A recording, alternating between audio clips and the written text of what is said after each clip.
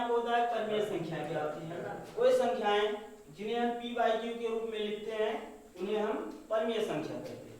अब हमारा है अपरिमेय संख्या। अपरिमेय संख्या क्या होती है? वो संख्याएं जिन्हें हम p बटे q के रूप में ना लिख सके, p बटे q के रूप में ना लिख सके, जिन्हें हम p बाई q के रूप में ना लिख सकें उन्हें हम कहते हैं अपरिमेय संख्या। जैसे वर्गमूल 2, वर्गमूल 3, वर्गमूल 5 एंड 5, ये सारी संख्याएं हमारी क्या होती हैं? अपरिमेय संख्याएं कहलाती हैं। क्यों? क्योंकि इन्हें हम p बाई q के रूप में नहीं लिख सकते हैं। ये पाई का मान हमारा 22/7 होता है। अब आप कहेंगे कि ये 22/7 p बाई q के रूप में है, इसको हम परिमेय संख्या क्यों नहीं कह सकते, क्यों ये अपरिमेय संख्या? हम आपको बताना चाहेंगे ये आपका 22/7, अगर सिर्फ 22/7 है तो आपका परिमेय संख्या कहा जाएगा, किंतु ये पाई का एक्चुअल मान नहीं है, ये लगभग मान है। पाई का एक लगभग मान माना गया है 22/7 है, इसलिए हम पाई को परिमेय संख्या नहीं कहते हैं, इसलिए हमारा पाई क्या अपरिमेय संख्या के अंतर्गत आता है। अभी तक हमने क्या पढ़ा? संख्या पद्धति में आपका प्राकृत संख्या, पूर्ण संख्या, पूर्णांक संख्या, परिमेय संख्याएं और अपरिमेय संख्या। अब आपका आता है वास्तविक संख्या। वास्तविक संख्या जो हमारे सिलेबस का पहला चैप्टर है, जिसके बारे में हमको आगे पढ़ना है। वास्तविक संख्याएं क्या होती हैं? आपकी जितनी भी संख्याएं होती हैं सारी संख्याएं क्या होती हैं? पूर्णांक संख्याएं होती हैं, या तो परिमेय होंगी या तो अपरिमेय संख्या होगी। लेकिन ये वास्तविक संख्या क्या होती है? वास्तविक संख्या आपकी परिमेय संख्या,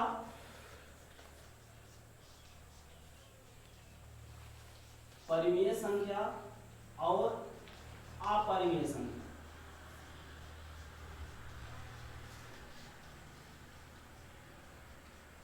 परिमेय संख्या और अपरिमेय संख्याओं का जो समूह होता है, परिमेय संख्या और अपरिमेय संख्याओं का जो समूह होता है उसे हम कहते हैं वास्तविक संख्या। फिर से, वास्तविक संख्या की क्या होती है? परिमेय संख्या और अपरिमेय संख्याओं का जो कलेक्शन होता है, जो ग्रुप होता है, उन्हें हम कहते हैं क्या? वास्तविक संख्याएं। हमने संख्याओं के बारे में जितना हमको अभी अपने सिलेबस में पढ़ना था हमने आपको बता दिया। अब आपका आते हैं अगले टॉपिक,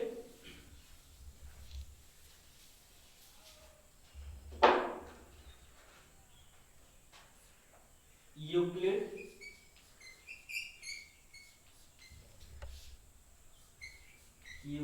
विभाजन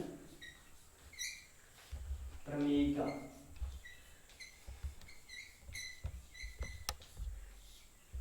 हमारा नेक्स्ट टॉपिक है यूक्लिड विभाजन प्रमेयिका। यूक्लिड विभाजन प्रमेयिका को पढ़ने से पहले हम इस प्रमेयिका शब्द का मतलब समझ लेते हैं। ये हमारा प्रमेयिका शब्द होता क्या है? प्रमेयिका को हम इंग्लिश में बोलते हैं लेमा। लेमा प्रमेयिका क्या होता है? प्रमेयिका आपका एक सिद्ध हुआ एक कथन होगा। क्या? प्रमेयिका आपका एक सिद्ध हुआ एक कथन है जो दूसरे कथन में प्रयोग किया जाता है। क्या होता है आपका प्रमेयिका? यह एक सिद्ध हुआ कथन है जो दूसरे कथन में प्रयोग करते हैं। जैसे हम दो पूर्णांक संख्या लेते हैं, मानते हैं माना 21 और 5। 21 और 5 हमने दो धन पूर्णांक संख्याएं ले लिया। अब इसमें हम देख रहे हैं कि हमारा 21 क्या है? 5 से बड़ा है। हमने क्या किया? 21 और 5 दो धन पूर्णांक संख्या लिए। इसमें हमको स्पष्ट रूप से दिख रहा है कि 21 क्या है? 5 से बड़ा है। अब 21 5 से बड़ा है, 21 को हम 5 से भाग देंगे।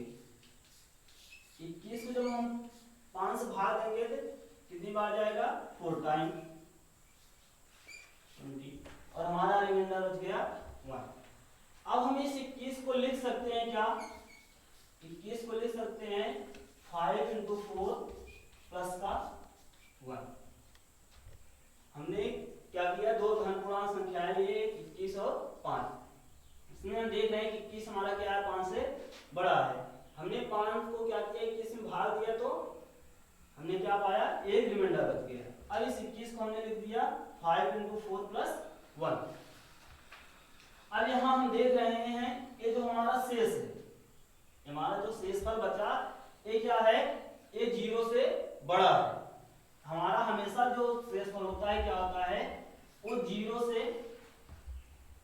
बड़ा या तो उससे बराबर होता है। जो हमारा शेषफल होता है क्या होता है, हमेशा 0 से बड़ा होता है, 0 से बड़ा होता है अथवा बराबर होता है। लेकिन इसके भाग जिससे हम भाग देते हैं उससे क्या होता है, हमेशा छोटा होता है। बात है समझ में। हम इस एक को क्या लिख सकते हैं, 1 is greater or equal to 0 but less than 5। इसका मतलब क्या होगा, जो आपका शेषफल होता है हमेशा क्या होता है, 0 से बड़ा या उसके बराबर होता है, किंतु जिससे हम भाग देते हैं उससे हमेशा छोटा होता है। ये तो हमने धन पूर्णांक संख्याओं के बारे में कहा। अगर यही बात हम थोड़ा जनरलाइज करें, मानते हैं माना ए और बी, माना ए और बी दो धन पूर्णांक संख्या है, माना ए और बी दो धन पूर्णांक संख्याएं हैं।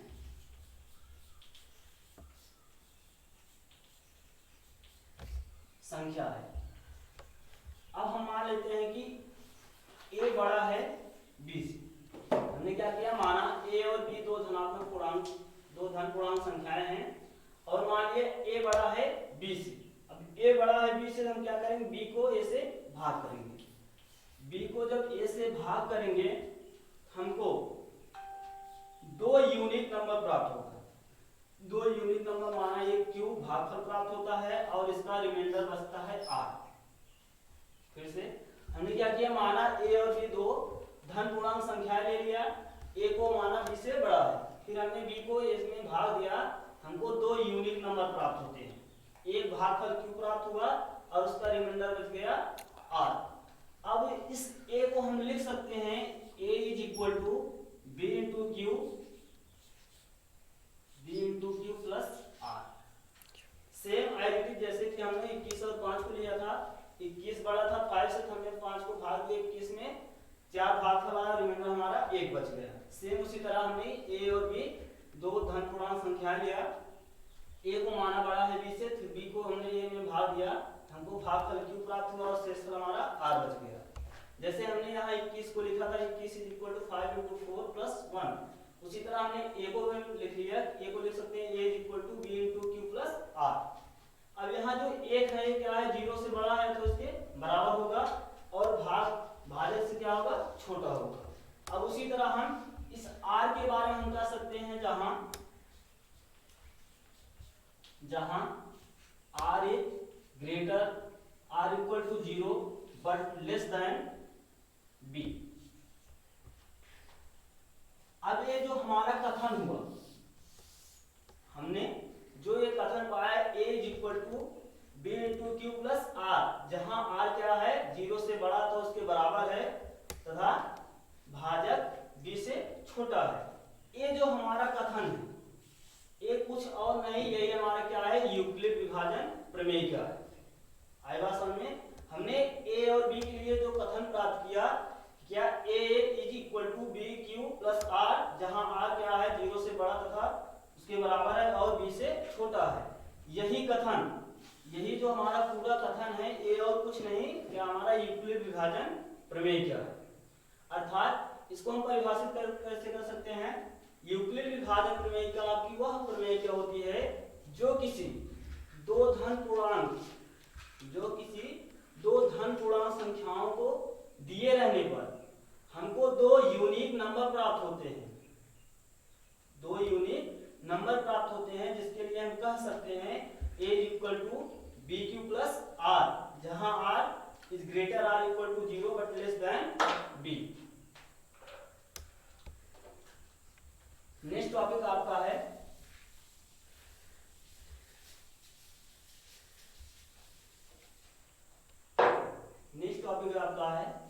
Euclid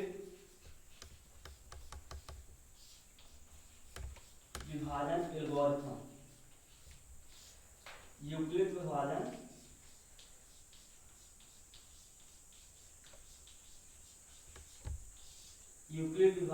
algorithm.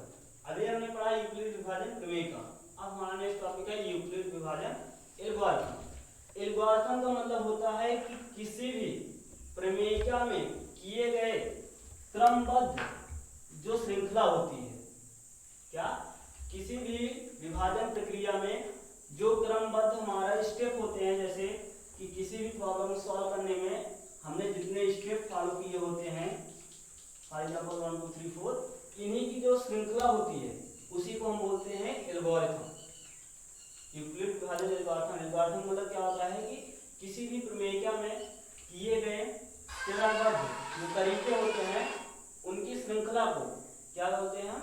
एल्गोरिथम। इसका हम प्रयोग कहाँ करते हैं? यूक्लिड विभाजन एल्गोरिथम का इसका हम किसी भी दो धन